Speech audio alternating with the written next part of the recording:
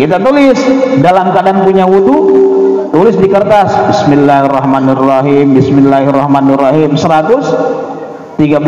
Kemudian setelah ditulis, simpan di isi dompet ibu, simpan di jero kopiah bapak ya. Bisi bapak arek selingkuh duit terhadap istri mual kanyawan insyaallah ya. Tendendah di dompet kita, simpan di dompet kita yang kira-kira aman. Insya Allah dalam i'anatul thalibin, ketika kita menulis kalimat basmalah sebanyak 113 kali selama 1 tahun ke depan, kita tidak akan pernah mengalami kekurangan harta. Itu kalau kita nulis 113 Bismillahirrahmanirrahim, Bismillahirrahmanirrahim. Yang paling berat satu, ketika nanti tanggal 10 Muharram itu adalah wa qiraatus suratul ikhlas alfa marrah. Itu kayaknya berat kita laksanakan, membaca surah al-ikhlas di hari itu, di tanggal 10 Muharram, surah kulhu salobabaraha sebanyak 1000 kali. Waduh, ini yang paling berat nih, yang paling berat. Yang lainnya mudah. Kan tadi kewajibannya sunat-sunat di dalam puasa, sunat-sunat dalam surah 1 sum, puasa. Tadi telah dijelaskan oleh Kang Aep, bisa puasa Tasu'a dan puasa Asyura. Bila perlu kita itu adalah 2 hari, jangan sampai puasa Asyura saja. Dalam keterangan di dalam kitab Mukhtarul Hadis, jika kita puasa di hari Asyura tanggal 10, maka akan menjadi kifarat dosa kita 1 tahun yang lalu oleh Allah dihapus.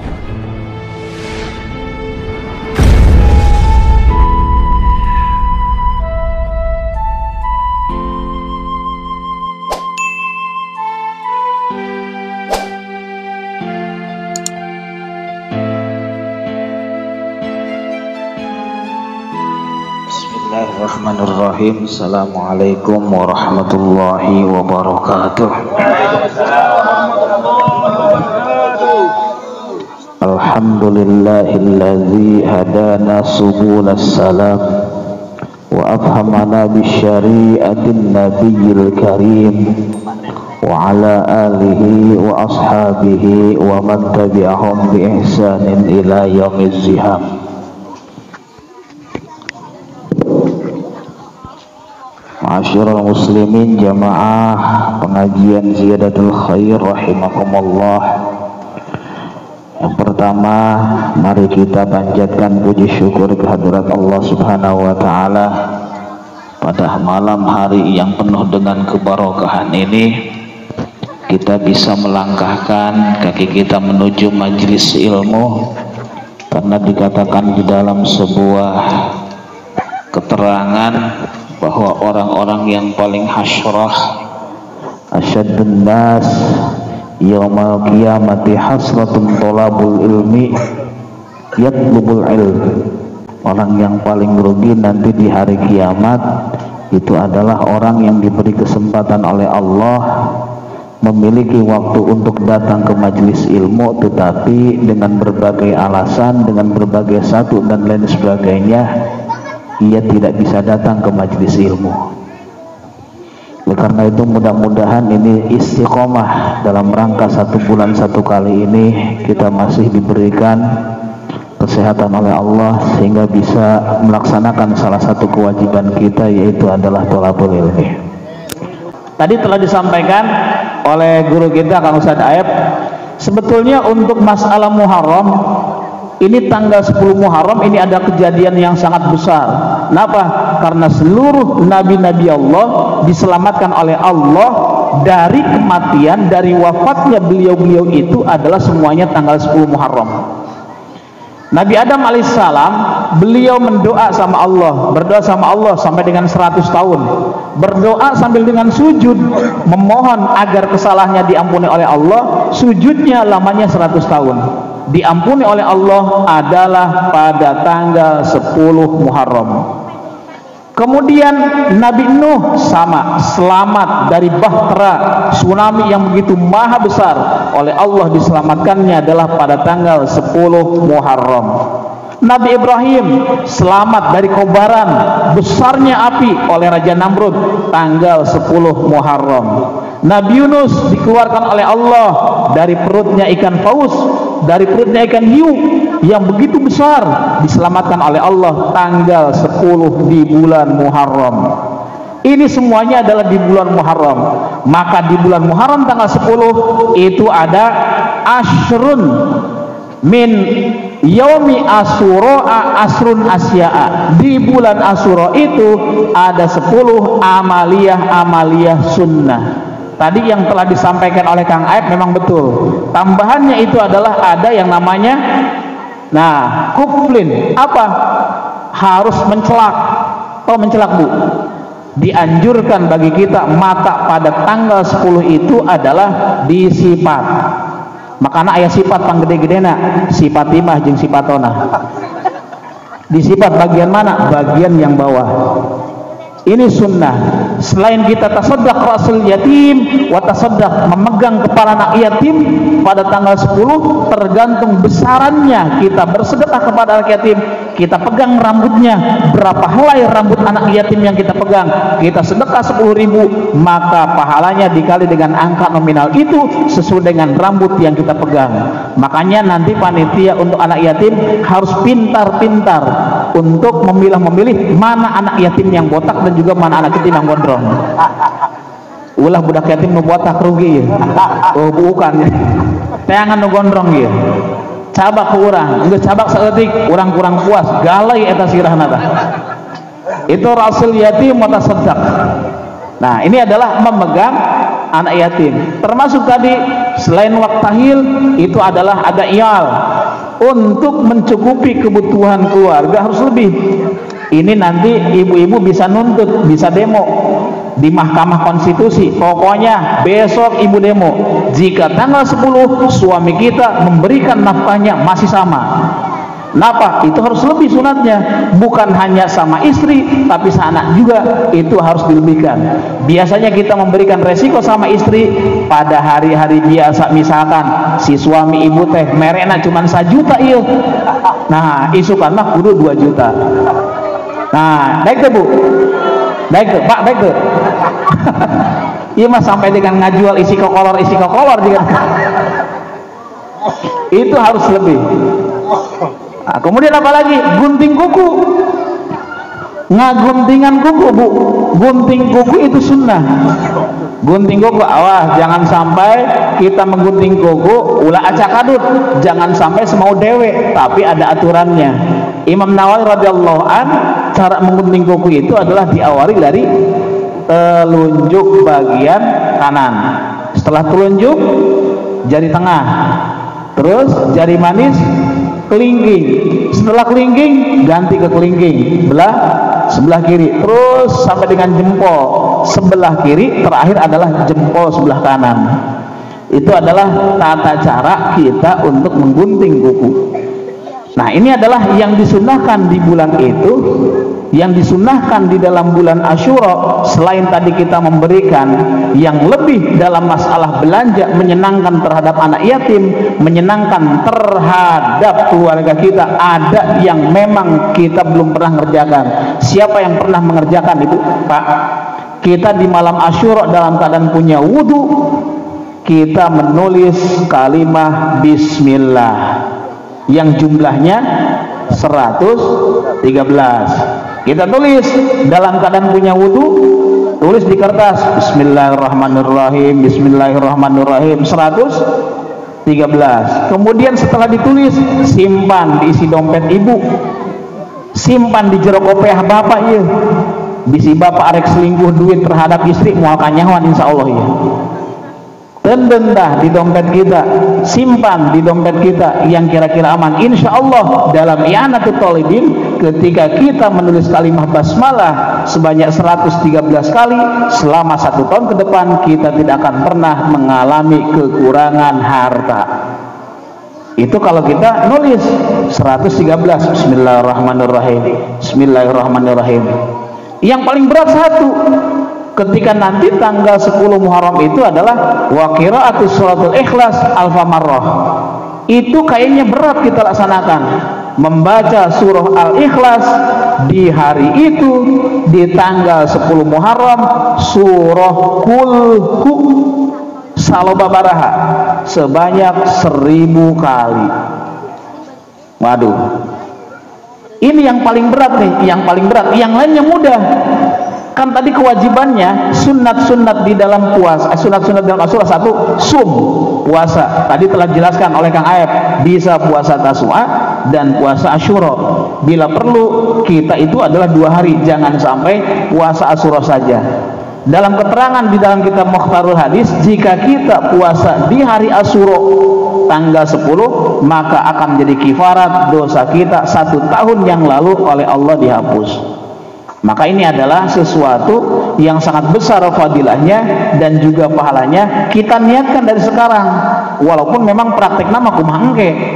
Biasanya orang maniat doang, niat orang paling sahur jeung di imah keluarga sama istri sama anak, pas kerja mah moal nyawan ieu anak pamajikan geus lah, anggere orang haus mah geus ya nyawan moal kira-kira Pak. Tanggal 9 kita puasa di hari Senin, kemudian tanggal 10 kita puasa di hari Asyura. Jika kita puasa hanya di hari Asyura saja, itu adalah kata Kang Aib tadi sebagai pembeda. Dikala sebelum umat Nabi Muhammad SAW, orang-orang Yahudi puasanya hanya tanggal 10. Kemudian Nabi punya rencana sebelum kewafatan beliau, jika nanti kata Nabi saya diberikan umur yang panjang oleh Allah, nanti tahun depan saya akan melaksanakan puasa Tasua. Dilakukan can ku Nabi? Encan. Tapi ada cek orang Wahaboy mah bid'ah dewa cenah. Belum pernah dilakukan oleh Nabi. Bid'ah dewa cenah. Kita laksanakanlah hari Tasua dan juga hari Asyura. Kemudian ada berikutnya, sum. Ada sholli, perbanyak oleh kita sholat bila perlu. Bu, Pak, saya pernah kemarin nih mengkaji kitab I'anatul Talibin. Kalau kita konsisten selama 30 hari, jangan pernah lepas selama 30 hari itu. 1, 17, 2, 11, yang ketiga 12. Semuanya kalau dalam 1 bulan, anggaplah 1 bulan kita konsisten tidak lepas 40 rakaat. 17 itu 17 rakaat. Yang 11 kita laksanakan sholat tahajud. Sholat tahajud 11 bagaimana? Sholat tahajudnya 8 rakaat ditutup dengan witir 3 rakaat, 11. Jadi berapa tuh? 28 tambah sholat rawatib. Rawatibnya 12. Yakin pada saat kita konsisten selama 30 hari kita akan mengalami sebuah hal yang tidak terduga oleh kita. Ini adalah sesuatu yang memang telah dijanjikan oleh kaulnya dari kaum ulama. Ini ada coretna ayat gitu. Kita tuh usahakan tuh. Mana yang termasuk rawatib? 1 sebelum subuh. Berapa rakaat? 2 rakaat. Tambah dengan apa?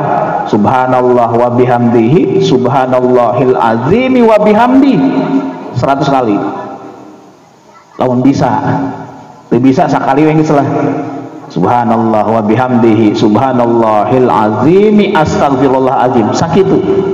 Itu ada coretnya dina kitab Nihayatul Zain.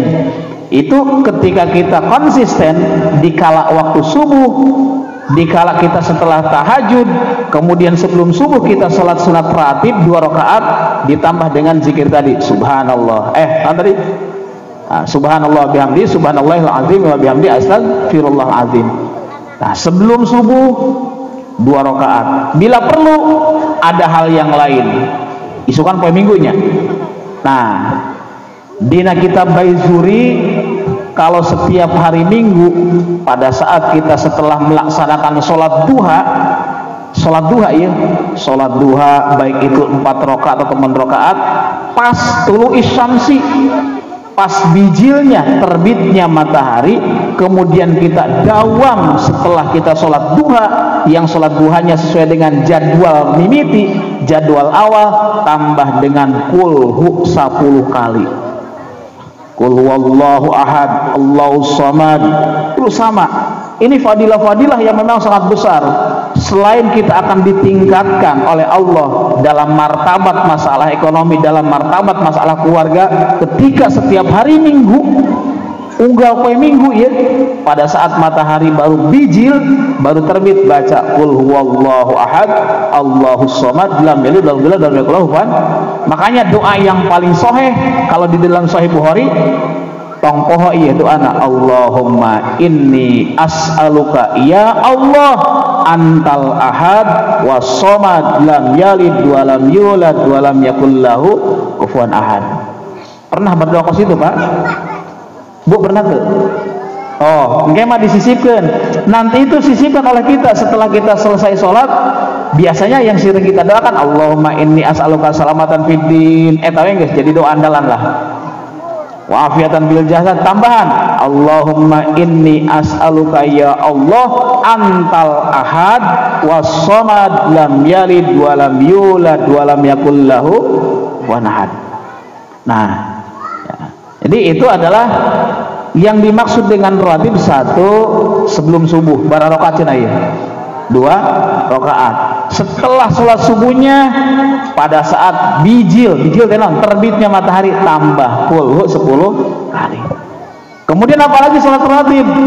Sebelum zuhur, qobliyah zuhur. Qobliyah zuhurnya berapa? Qobliyah zuhurnya 4 rakaat. Qobliyah zuhurnya 4 rakaat. Kalau kita sholat qobliyah zuhur 4 rakaat, qobliyah zuhur, lihat ya, nanti di dalam kitab babus sunani, bab sunan, bab sunat dalam kitab Tanqihul Qaul itu ada ditegaskan, barang siapa man arba'a rakaatin qobla zuhri, sebelum kita sholat zuhur, artinya sholat qobliyah terlebih dahulu, kita melaksanakan sholatnya 4 rakaat, maka fadilah pahalanya seperti halnya pengorbanan di kala zaman Nabiullah Ismail sebanyak 70.000 ekor unta. Itu pahalanya gede, Bu. Ketika kita sholat qobliyah 4 rakaat zuhur, pahalanya segede kos itu. Nah, teuing tak isukan dilakukan apa moal ya? Berat cenah ieu, komo di PT mah ieu. Irha arina urang ngalakukeun. Kapan kita waktunya untuk melaksanakan sholat qobliyah? Geus berapa tuh? 2 dan 4, berarti 6. Kemudian apa lagi? Ba'diyah zuhurnya 2 rakaat. Berarti geus 8 rakaat. Terus yang termasuk rawatib apa lagi? Setelah maghrib 2 rakaat, 10 ditambah dengan setelah isya 2 rakaat. Itu yang disebut dengan sholat rawatib. Apalagi kalau ditambah dengan sholat sunnah di luar rawatib. Ba'diyahnya misalkan, kalau kita sebelum maghrib 2 rakaat qobliyahnya istiqomah, maka kita akan menjadi syafaat bagi keluarga kita. Kita punya keluarga 70 orang masuk ke surga, maka kita berhak untuk manggil keluarga kita untuk masuk ke surga. Kalau kita istiqomah sholat qobliyah maghrib 2 rakaat. Nah, komo tadi ditambahan sholat qobliyah ba'diyah maghribnya yang disebut dengan rawatib 2 rakaat, masya Allah tuh. Nah, kira-kira kabita muali asa berat ya. Berarti sehari semalam kita sholat 40 rakaat. Tadi 17 rakaat sholat yang wajib, ada 11 rakaat sholat tahajud, ditutup dengan witir tadi rakaat 3 rakaat, tahajudnya 8 rakaat, witirnya 3 rakaat, ditambah dengan sholat rawatib sebanyak 12 rakaat. Jadi jumlahnya 40 rakaat. Nah, ini adalah sesuatu yang disunahkan. Kalau kita kembali tadi, yang disunahkan dalam Muharram. Yang berikutnya adalah zur aliman. Pernahkah kita pada tanggal 10, biasanya kalau kita berkunjung setelah lebaran, kita mau kemana? Silaturahmi. Ke siapa? Ke Ki Hasan misalkan. Atau ke siapa? Ke guru kita, ke para alim ulama. Kita dianjurkan zur aliman. Ziarah itu kita kebanyakan bulan Mulud. Waduh, biasanya kalau kita ziarah bulan Mulud, seperti halnya ketika seseorang dalam melakukan pesta perayaan tidak ada yang memakai bulan Hafid atau bulan Zulqa'dah. Kasienan, sieun jenah, sieun rezekina seret. bulan hafid sin kajepit, dasarnya dari mana kan gitu. Kata kemarin kan jawab di mana dalilnya aja nih. Nabi Muhammad SAW menikahkan putrinya Siti Ruqayyah radhiyallahu an bersama dengan Sayyidina Utsman radhiyallahu an itu adalah pada bulan Zulqa'dah, bulan hafid. Nabi itu melakukan pernikahan putrinya di bulan hafid. Sementara kita bulan hafid cina hararese, padahal nggak ada saingan itu. Kos kemarin tuh Harkornas, Hari Kondangan Nasional, saya hampir habis 3 jutaan asli. Usut datang rumah, iya datang duit ya. Datang duit, itu datang asa boga hutang gede banget ya. Harkornas, Hari Kondangan Nasional, 1 hari ada 7 panggung. Pak mau kemana? Mau manggung. Mau kemana? Beli nasi 100.000. Sepiringan 100.000, subhanallah. Kondangan 50.000, malu 100.000. Kagak ada duitnya. Mana tanggal tua, masa Allah. Habis 3 juta asli kemarin. Waduh, berarti nanti kita siap-siap lagi bulan Maulid biasanya nih. Kondangan Harkornas kedua akan terjadi lagi nih. Nah ini biasanya kita takutkan yang tidak berdasar gitu. Kalau kita bulan hafid, nggak ada. Saudara saya menikah Pak, terus terang. Lamun arek makekeun, heug pakekeun. Cuek, bodoh tenggeus. Lamun teu makekeun, enggak. Berarti kan kita harus mengikuti apa yang ada di dalam petunjuk orang tua dahulu. Ulah nikah tahun alif, bisi jara receng. Ulah nikah tahun A, tahun B, masa Allah guys. Loba teng pantrangan. Saya sama saudara nikah, mau kapan nikah? Tanggal sekian, udah bulan hafid jadi, oke jadi, ya udah terus. Ke ayat gini, cuek gitu lah. Arek cuek sekalian, arek make sekalian. Nah, ini adalah zur aliman, berkunjung kita ke rumah guru, ke rumah syekhan. Termasuk nanti nih, kalau kita sedekah, yang paling besar kepada siapa derajatnya? Yang paling besar itu sama masyayikh. Ada 400 pahala yang kita raih jika kita sedekah kepada orang yang istato'a, yang mampu. Anggaplah kita traktir, kita dapat bonus dari perusahaan, kemudian kita traktir teman-teman kita traktir tetangga kita pokoknya mah geus lah urang pesta aja. Nah, itu ada pahalanya, ada. Oleh Allah, kalau niatnya itu adalah sedekah terhadap orang yang mampu, traktir ada pahalanya 400 derajat. Ada yang lebih dari itu kepada siapa? Kepada orang yang a'ma, orang yang buta, orang yang lumpuh, kepada anak yatim 900 kali lipat. Itu ada ke anak yatim 900. Ada yang lebih gede pada siapa? Kepada saudara-saudara kita yang lebih butuh, saudara sekandung.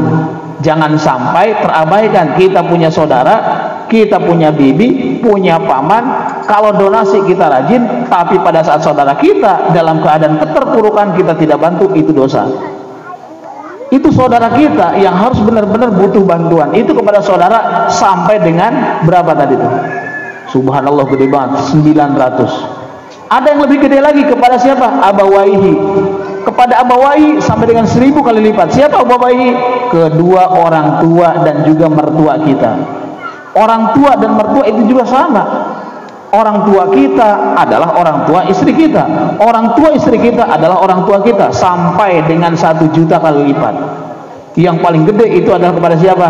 Kepada masyayikh, kepada alim ulama. Kenapa? Karena ilmu agama bisa ditularkan, ilmu agama bisa tersampaikan. Ini adalah dari orang yang memiliki ilmu pengetahuan agama. Makanya kalau kita punya guru, eta mah cenah guruna geus beunghar ieu boga mobil 5, bukan ke arah sananya, tapi kita menghargai keilmuannya.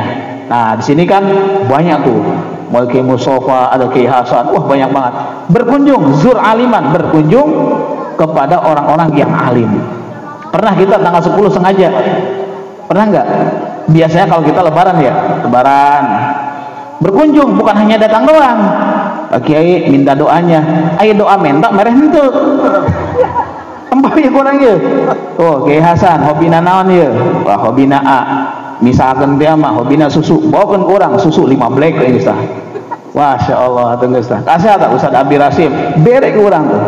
Nah, ini adalah zur aliman, harus berkunjung kepada orang-orang yang alim. Makanya kita ziarah ke makam orang tua, jangan dulu ke wali, kan ada niatnya samemeh urang mangga teh niatkeun heula nawaitu ziyarata maqabiril mu'minina wal mu'minat tazkiratu li umuri dunya wal akhirah fi usul maqasid. Karang Al-Fatihah silahkan jalan. Urang malon jarah yuk berang hayang naon hayang beunghar cenah ieu. Itu si itu oge beunghar cenah bisa kabeli mobil gara-gara jarah di ditu. Gara-gara jarah di ditu tuh di mana tah? Bahnan tah. Bakasi dan nyerah lain gara-gara jarah eta mah. Beunghar mah usaha geus. Nah, ini adalah yang dianjurkan, yang disunnahkan di dalam puasa di dalam hari Asyura. Dari 10 perkara itu yang paling berat kira-kira yang mana tuh? Wa qiraati suratul Ikhlas alfa marratin, itu adalah membaca surah Al-Ikhlas sebanyak 1000 kali. Ada yang berikutnya yang memang tidak tertuang di dalam itu. Mana kalau menurut Syekh At-Tunusi, Syekh Tunusi, beliau itu mengungkapkan man qara'a fi shallin nariyata, sing saha jalma anu maca sholawat nariyah ihda asaro marrotan, setiap kita setelah melaksanakan sholat yang 5 waktu maka kita baca sholawat nariyah ihda asaro marrotan 11 kali. Ka'annaha, maka sepertinya orang itu akan diberikan apa? Akan diberikan yunzilur rizqa fis sama, akan turun rezeki dari langit, watun bitul ard, dan orang itu akan diberikan rezeki dari dalam perutnya bumi. Kita bacanya ihda asyara mar barakali dah 11 kali. Setelah kita ba'da sholat dakwaan gendul Allahumma sholli sholatan kamilatan wa sallim salaman taman. Urang cenah teu apal kudu dilagukeun we, enggak we dilagukeun. Kuduna bisa dilakukan Allahumma sholli sholatan kamilatan wa sallim salaman taman ala sayyidina Muhammadin alladhi tanhallu bil qudud wa farju bil quraba wa tumdha bil wajud وَدُونَهُ بِالرَّغَيْبُ وَحُسْنُ وَأَدِينِ وَيُسَلْسَلْ وَمَابُ بِوَجْهِ الْكَرِيمِ وَعَلَى آلِهِ وَصَحْبِهِ بِكُلِّ لَمْحَةٍ وَنَفَسٍ ونفس بالعدد كل معلوم بالله. Berapa kali tah? 11 setiap ba'da sholat. Bila perlu lamun lohor kurang tambahan bu, sesuai dengan apa yang ada di dalam kiswahnya Mekah tuh. Urang lamun geus lohor teh zuhur tambah ke urang zikir la ilaha illallah al-malikul hakul mubin Muhammadur Rasulullah shadiqul. Wah pokoknya loba tinggal lah. Lamun dina isi kitab Bajuri, dina isi kitab Al-Tolwin banyak banget amalannya. Dina kitab Muroki Ubudiyah banyak banget guys. Tinggal daekna doang ya. Terus baraha tadi tah? Hiji puasa, 2 salat, 3 zur aliman, 4 rasul yatim, watasaddaq ngusap anak tim, waktahil mencelak mat, nah disipat. Terus nanti, nah yang berikutnya itu adalah qiraatul suratul Ikhlas barangkali 1000 kali. Terus waqtasil terakhir, waqtasil pada hari itu kita dianjurkan untuk mandi gede, untuk mandi besar. Komodei poe Jumuah. Kalau poe Jumuah, hari Jumuah kita mandi pada hari Jumuah. Makanya yang belum nikah cepet buru-buru kawin. Nah iya lamun mandina sekali, komolon mandina dua kali.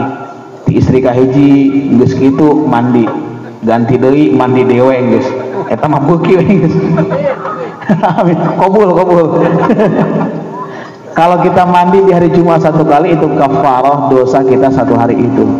Pada saat di hari Asyura kita bisa melaksanakan mandi yang memang telah disunnahkan oleh Rasulullah SAW, maka sebagai kafarahnya selain kita diampuni dosa oleh Allah pada hari itu, maka pada tahun itu selama setahun ke depan Allah pun juga akan menjaga diri kita dari ancaman lahir dan batin.